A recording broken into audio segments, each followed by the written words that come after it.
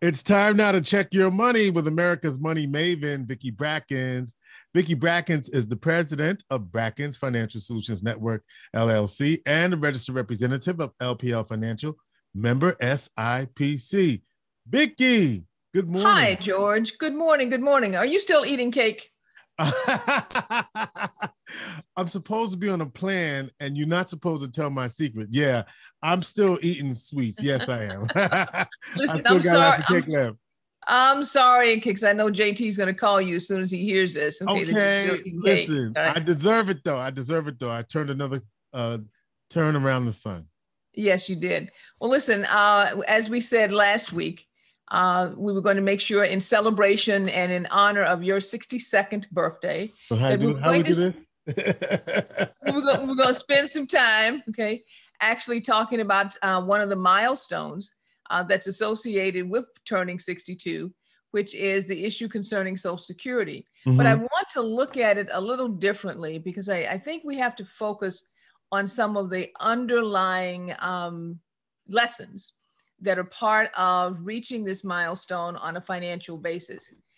You have heard, I'm sure, that 62 is the first year that you are eligible in order to file your Social Security, correct? Correct. All I've right. heard that. I heard that. You've heard that, okay? But here's the thing that I want to emphasize first. Eligible does not mean optimal. There are two different words.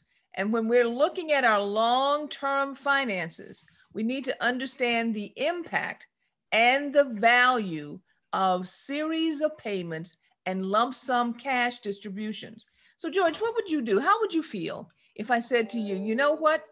If you were able tomorrow to suddenly get another job on top of the one that you currently have, yeah, it pays you roughly $1,800 to $2,200 a month, and you wouldn't have to do anything other than collect and wait for the check to show up.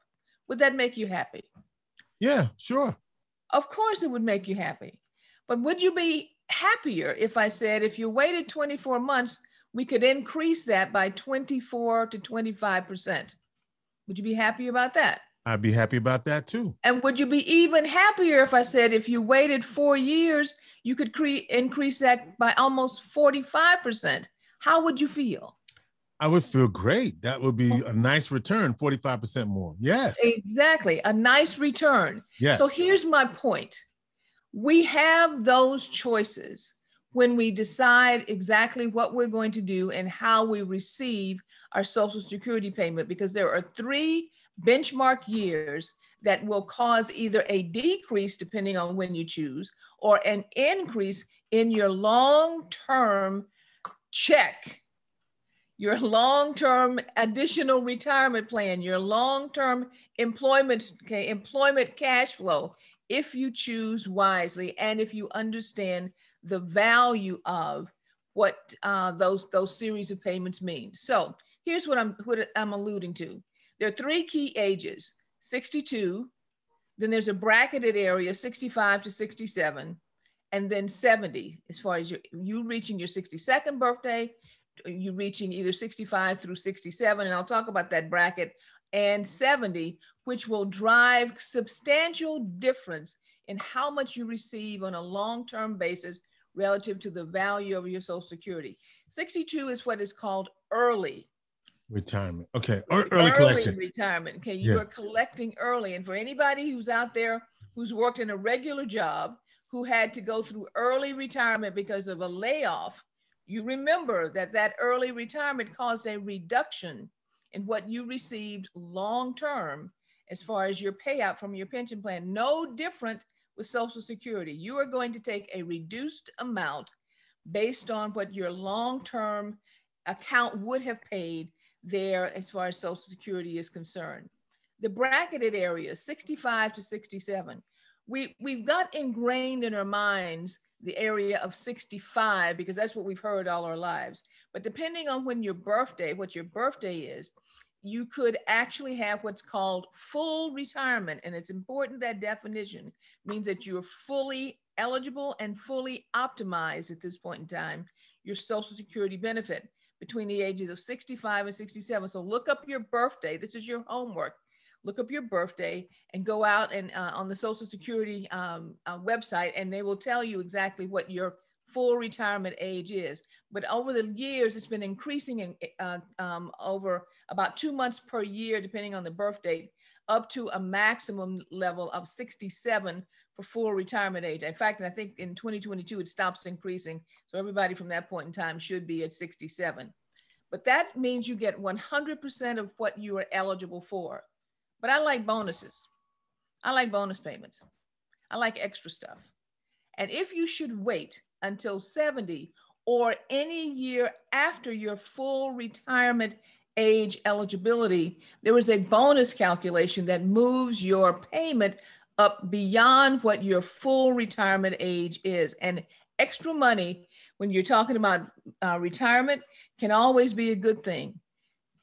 If you were married, though, here's critical information.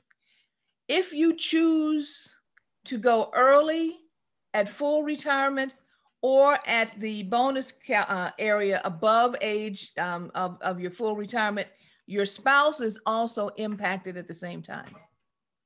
So this is not really a singular decision. This should be a joint decision. And there are lots of calculations that you have to go through in order to make sure that you're optimizing. As I said before, eligibility does not mean optimal, that you're optimizing what's available for you for your Social Security benefits. Now, there's a lot of information here, and I want everybody, those of you who may be watching this on video, to understand that if you click the link below right now, click the link below. We have a guide already set up for the 4 critical Social Security facts that retirees need to know. We're going to also post that link after there on the Inspiration for the Nation website, so you can get this guide. It's an ebook. It's packed full of information.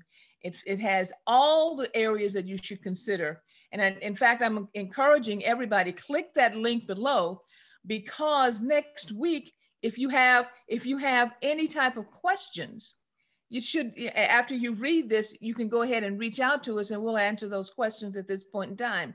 While you're clicking that link below, it's a good time also to hover over the B and subscribe, because we do all kinds of things through the subscription service to make sure that you have additional information above and beyond what we may cover here on the show each week with America's Money Maven.